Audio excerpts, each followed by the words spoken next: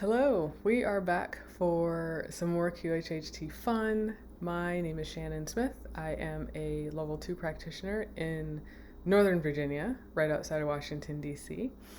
And I want to do some myth busting today. I want to bust some myths about what it is like to be under in hypnosis because I've had some clients recently kind of talking about their expectations about what they're going to feel or what they're going to experience. And so I want to share that, but I also want to share just kind of my experience just to, give more examples because it does help for me as a practitioner. It helps to know what people are experiencing. That's why I've been under, just so I can know it and feel it. Um, but yeah, so I want to share three myths that I want to bust because of recent sessions and just some things I've been thinking about. So, myth number one is that you are going to be completely deep, unaware of what's going on around you, and everything is just going to be like completely foreign and you're like going to be lost. So that that's not true. And what I mean by that is kind of the level of awareness. So I've recently had people who were surprised at their ability to still have awareness of what is going on around them while they are kind of in their session, while they're under. And this was one of the things that surprised me the most the last time I was under, because I was with two friends. We were in a hotel room, and one of my friends put me under, and we were going through the session, and I was completely aware of what she was doing, like when she was moving, or if her breath changed. I was also very aware of what my other friend in the room was doing, and it was driving me crazy because the sensory awareness was going on, but also within my body. So my body was like freaking out because of all the energy that was running through it, on top of like the information that I was trying to push through my mouth, on top of the visions and all the things that I was seeing. So it was a lot to take in. But what really surprised me was the awareness of what was going on around me outside, so within the room. So I've had people say, I wasn't expecting to be aware of what was going on. Like I thought it'd be like this black hole that nothing else would exist. And that isn't true. I'm finding more people that are aware of what's going on, but still very, very, very much deep in hypnosis. And that actually brings me to point number two, my second point. Or the second myth is that when you are under, kind of what the experience is like from a how am I experiencing the information, and then how am I getting the information out, like through my mouth. So I had someone as recent as yesterday say, I feel like I'm answering my own questions. Well, they said that after the fact. I felt like I was answering my own questions. And then a couple of times during the session, they said, I feel like I'm making this up. I don't feel like I'm under. And they said it, I think they said that twice. And I just encouraged them to keep talking, that what they were saying, was interesting. Please describe this. Tell me more about that. And I, just encouraged them to keep talking, keep describing what they were seeing, because the way that they were talking and the way that they were describing what they were seeing very much indicated to me that they were under. And because it didn't look or feel a certain way, there was a question about, am I making this up? Is this real? So I also had the same experience because I saw some wild stuff when I was under the last time. But when we have an expectation about what we're going to see or what it's going to be like, we can kind of psych ourselves out. So when we see, the purple sky and the pink mountains and, other things that just in our, normal human life aren't present, they don't exist. It can be confusing, and then it can also, be a little bit scary because it's foreign, but it is our right side of the brain. That's the subconscious. That's the way that the subconscious communicates with us, and the signs and the symbols, and the way that we, see ourselves and other things in our dreams. It's the creativity, it's the imagination.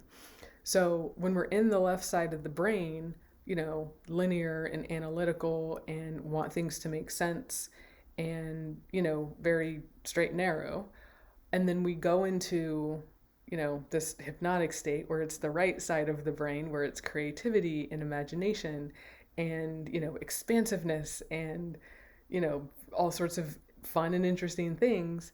It can be confusing, and it's kind of like a tug of war between the conscious and the unconscious mind. So we always just encourage people when they're under to keep talking, describe what you're seeing. Oh, that's interesting. Tell me more about that. Because that encourages the subconscious to be like, oh, okay, yeah, I am cool. Yeah, I'm safe. Okay, yeah, I am seeing this. Yeah, I don't have a physical body right now, but this feels pretty cool. And what I'm seeing or interpreting as seeing is very interesting. Um, so I'm just going to keep following that. So when we're kind of with that imagination and kind of following that flow, that's all it is when you're in hypnosis, and trusting what you're getting, like trusting the information that you're getting.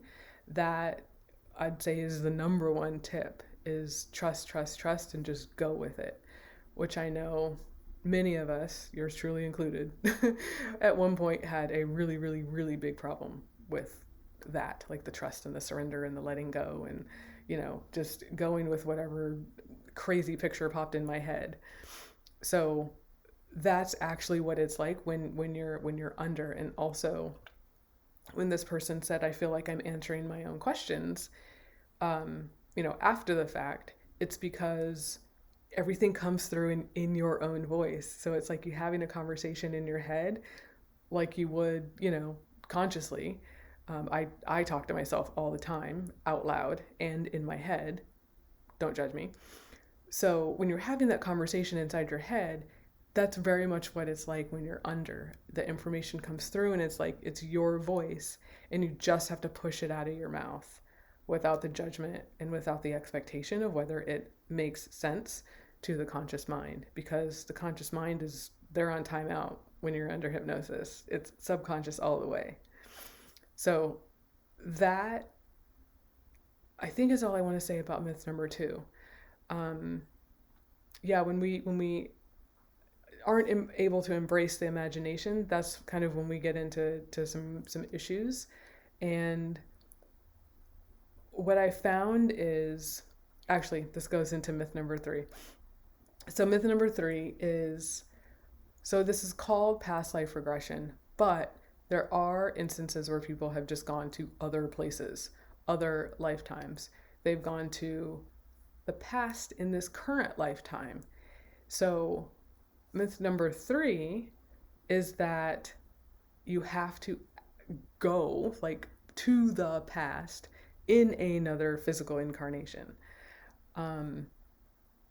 That's a myth. You don't have to go to the past in another physical incarnation. Your subconscious, your higher self, whatever language you want to use, will take you wherever you need to go to receive the information you need for your highest and greatest good in your session in that moment. So it could be, a past life. It could be a younger version of yourself in this current life. It could be a completely different, far off experience. I've had people where they go under, and the first thing they realize is like, do I have a physical body? No, I don't have a physical body. And that freaks them out, because we're used to, having skin and bones and muscles and things. So when you have that, oh crap, I don't have a body, this is interesting, but this is kind of cool, you have to kind of go with that but releasing the expectation that it's going to go to the past, like you will go to the past. So I think, again, releasing any and all expectation about what your experience could be and letting your imagination run free. Like that is the best, the trusting yourself, and then two, letting your imagination run free. So where are you able to do that in your kind of conscious waking state? Are you able to play and be creative and let your imagination go wild? If you are, then that could be an indication of your ability to retrieve information and have an amazing session. It could be not like the number one indicator, but it could help facilitate your process. So those are my three myths. The first one is kind of awareness of what it's like to be under. The second one is that the information is coming from somewhere else and that your imagination doesn't have a role in this. Like your imagination always has a role in hypnosis. Almost always. I'm not going to generalize that. And then the third is that you have to go to the past and you have to have a physical body. So there's all sorts of fun stuff that come up in sessions, and I just absolutely love it. So I will continue to share more of my adventures as I have them.